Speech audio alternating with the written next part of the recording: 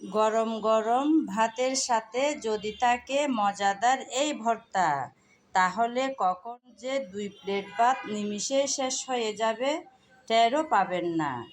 শুধু গরম গরম সাদা ভাত বলে কথা না, এই ভর্তাটা চাইলে আমরা রুটি কিংবা পরোটার সাথেও খেতে পারি। ভীষণ মজার কিন্তু ভর্তাটা। এই মজার ভর্তা রেসিপিটা কিভাবে করলাম দেখতে চাইলে বন্ধুরা আমার সঙ্গে থাকুন।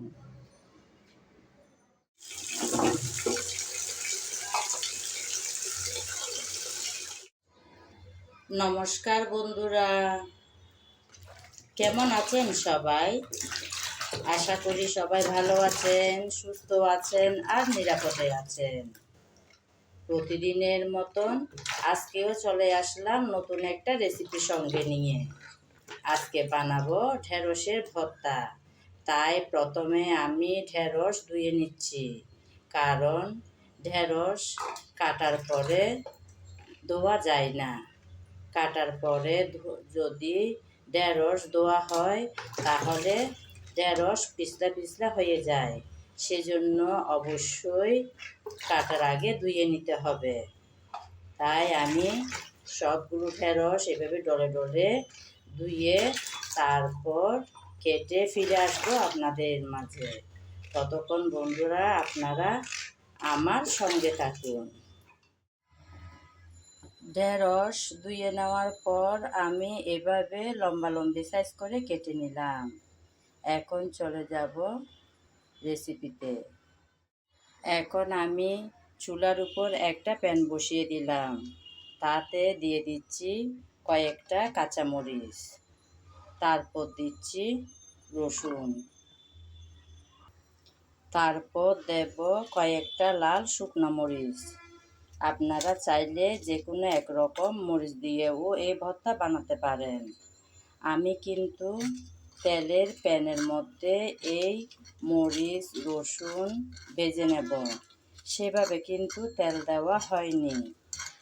তেল যেভাবে ব্রাশ করে দেওয়া হয় সেরকম করে প্যানের মধ্যে হালকা করে ব্রাশ করে দিয়েছি। সে হালকা তেল ব্রাশের উপরে ভেজে নেব এই 2 ধরনের মরিচ আর রসুন। আপনারা চাইলে ডুবো তেলের মধ্যেও এই কাজটা সম্পন্ন করতে পারেন। কিছুক্ষণ সময় ধরে নেড়ে চেড়ে এই মরিচ আর রসুন ভেজে নিলাম। এখন চুলা থেকে নামিয়ে নেব।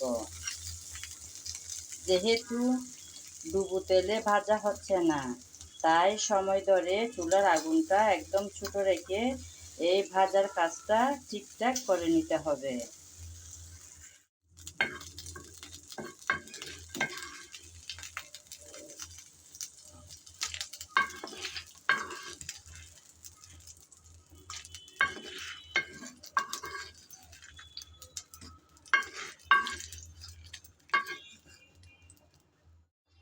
মরিচ আর রসুন ভেজে নিলাম, এখন দিয়ে দেব পেঁয়াজ।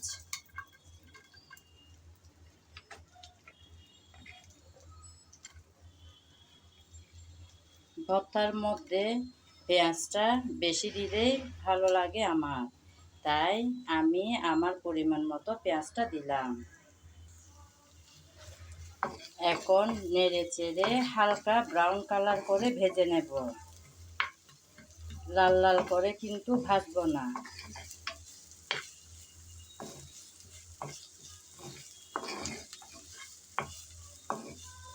3-4 মিনিট এভাবে একটু নেড়ে চেড়ে হালকা তেলের মধ্যে ব্রাউন কালার করে ভেজে নিলেই হয়ে যাবে। আমি কিন্তু আর তেল ব্যবহার করিনি। শুরুতে যেভাবে তেল ব্রাশ করে মরিচ আর রসুন ভেজেছিলাম, সেই মরিচ আর রসুনগুলো তুলে নিয়ে ওই তেলের মধ্যে দিয়ে দিয়েছি পেঁয়াজগুলো। চুলার আগুনটা কিন্তু একদম ছোট রেখে এই কাজটা করতে হবে, কেননা আমি এখানে ডুবো তেল দিই নাই। ডুবো তেল না দিলে পুড়ে যাওয়ার সম্ভাবনা থাকতে পারে। তাই সময় ধরে নেড়ে চেড়ে এই ভাজার কাজটা সম্পন্ন করতে হবে, না হলে নিচে পুড়ে যাওয়ার সম্ভাবনা থাকতে পারে।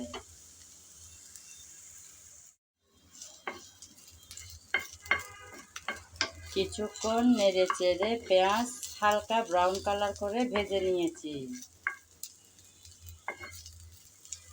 এর চেয়ে বেশি আর লাল করে ভাজবো না। এখন পেঁয়াজগুলো প্যান থেকে তুলে নেব।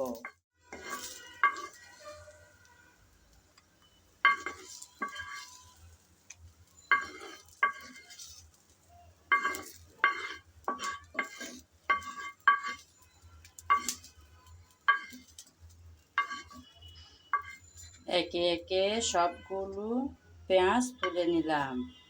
এখন এই শুকনো কড়ার মধ্যে অর্থাৎ প্যানের মধ্যে দিয়ে দেব কেটে রাখা ঢেঁড়স।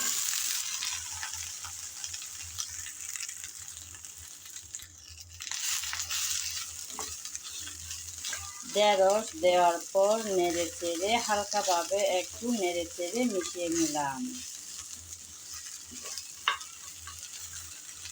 এভাবে নেড়ে চেড়ে কিছুক্ষণ সময় ধরে ঢেঁড়স ভেজে নিতে হবে। চুলার আগুনটা কিন্তু একদম ছোটই রেখেছি, না হলে পুড়ে যাওয়ার সম্ভাবনা থাকতে পারে।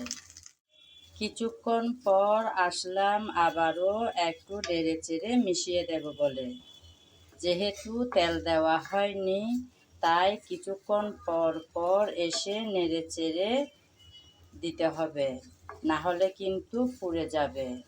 পুড়ে গেলে রেসিপিটা ভালো স্বাদ আসবে না, পোড়া পোড়া একটা স্মেল চলে আসবে। তাই কিছুক্ষণ পর পর এভাবে নেড়ে চেড়ে মিশিয়ে নিতে হবে, যতক্ষণ না ঢেঁড়স ভালোভাবে সিদ্ধ হবে।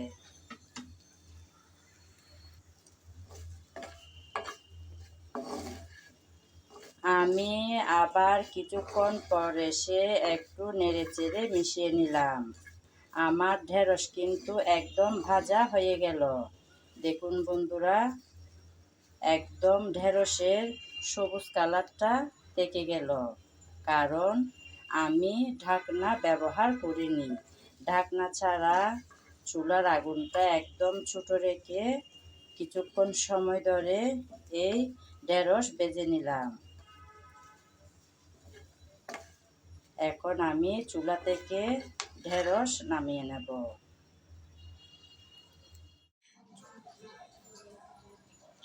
চুলা থেকে নামিয়ে ঢেঁড়সগুলো এরকম একটা ছড়ানো প্লেটে নিয়ে নিলাম, যাতে তাড়াতাড়ি ঠান্ডা হয়ে আসে।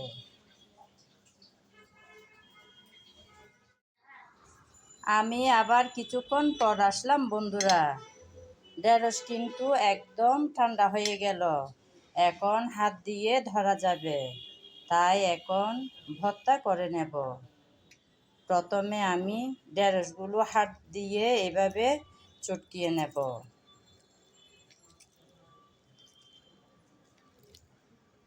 আজকাল তো বাটনা বের হয়েছে, অনেক আপু আর দিদিদের দেখা যায় বাটনার মাধ্যমে খুব মজার মজার নানান ধরনের ভর্তা বানিয়ে থাকে।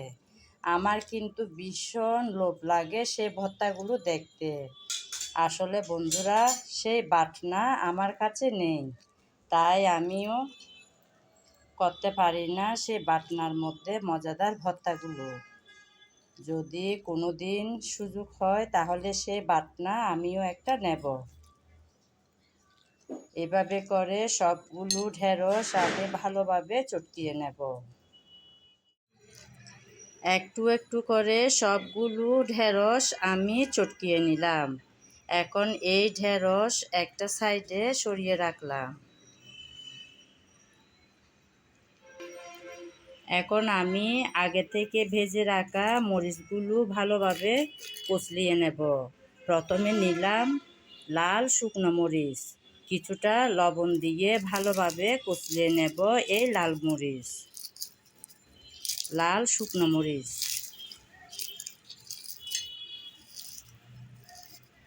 কিছুটা লবণ দিয়ে লাল শুকনো মরিচ আমি ভালোভাবে কষলিয়ে নিলাম। এখন নিলাম কাঁচামরিচগুলো। আমি আজকের ভর্তা বানাচ্ছি লাল শুকনো মরিচ আর কাঁচামরিচ দিয়ে।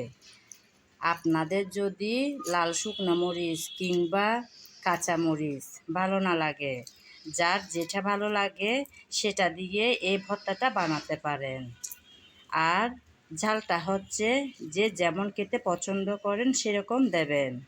আমি তো 2 ধরনের মরিচ নিলাম। যারা কম ঝাল খাবেন কিংবা বাচ্চারা খাবে তখন ঝালটা কম দিয়ে করতে পারেন। মরিচটাও কষলিয়ে নিলাম। এখন নিলাম রসুন। রসুনগুলোও ভালোভাবে এভাবে আমি কষলিয়ে নেব। রসুনও ভালোভাবে কষলিয়ে নিলাম।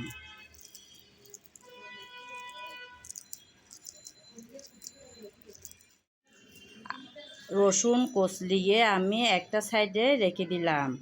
এখন আমি যে পেঁয়াজ ভেজে রেখেছিলাম সে পেঁয়াজগুলো এই প্লেটে তুলে নিলাম। আজকের ভর্তাটা বানাবো আমি পেঁয়াজ আর রসুন ভেজে, তাই আমি পেঁয়াজ ভেজে নিয়েছিলাম শুরুতেই। এখন মরিচের সাথে পেঁয়াজ রসুন সব একসাথে মেখে নিয়েছি। আমার মনে হয় আর একটু লবণ লাগবে, তাই দিয়ে দিচ্ছি। যারা ভাজা পেঁয়াজ দিয়ে ভর্তা পছন্দ করেন না তারা কাঁচা পেঁয়াজ দিয়েও এই ভর্তাটা বানাতে পারেন। কাঁচা পেঁয়াজ দিয়ে ভর্তা আমার ভীষণ ভালো লাগে। তবে আজকের ভর্তাটা একটু দীর্ঘ সময়ের জন্য বানানো হচ্ছে, তাই আমি পেঁয়াজ রসুন এভাবে ভেজে নিলাম। এখন দিচ্ছি সরষের তেল, যেটা ছাড়া ভর্তা একদম অসম্পূর্ণ। কিছুটা সরষের তেল দিয়ে পেঁয়াজ রসুন আর মরিচ মেখে নিয়েছি। এখন একসাথে সব মেখে নেব। যখন সঙ্গে সঙ্গে ভর্তাটা করে অল্প সময়ের মধ্যেই খাওয়াটা শেষ করে ফেলবেন, তখন চাইলে কাঁচা পেঁয়াজ দিয়েও এই ভর্তা বানাতে পারেন। কাঁচা পেঁয়াজ দিয়ে ভীষণ ভালো হয় খেতে। আমারও কিন্তু কাঁচা পেঁয়াজ দিয়ে ভর্তা বানাতে ভালো লাগে। তবে যদি কোনো ভর্তা দীর্ঘ সময়ের জন্য করে রাখা হয় তাহলে অবশ্যই পেঁয়াজ রসুন ভেজে নিতে হবে। পেঁয়াজ বেশিক্ষণ সময় ধরে রেখে দিলে তখন কিন্তু ভর্তাটা নষ্ট হয়ে যেতে পারে। আমি এখন ভালোভাবে সব কিছু একসাথে মেখে নিলাম। এভাবে মাখতে মাখতে রেডি হয়ে যাবে আজকের মজাদার এই লোভনীয় ভর্তাটা। নিশ্চয় আপনারাও বানিয়ে থাকেন আপনাদের মতন করে। আমি কিভাবে বানালাম সেটাই শেয়ার করলাম আমার বন্ধুদের মাঝে। যদি আমার আজকের রেসিপি আপনাদের ভালো লেগে থাকে তাহলে একবার হলেও ট্রাই করে দেখতে পারেন বন্ধুরা। ভীষণ মজার কিন্তু। এতক্ষণ সময় ধরে যারা আমার সঙ্গে ছিলেন, আমার ভিডিও জুড়ে ছিলেন, তাদেরকে জানাই অসংখ্য অসংখ্য ভালোবাসা। আগামী ভিডিও দেখার আমন্ত্রণ জানিয়ে আজ এখানে বিদায় নিলাম। সবাই ভালো থাকবেন, সুস্থ থাকবেন আর নিরাপদে থাকবেন।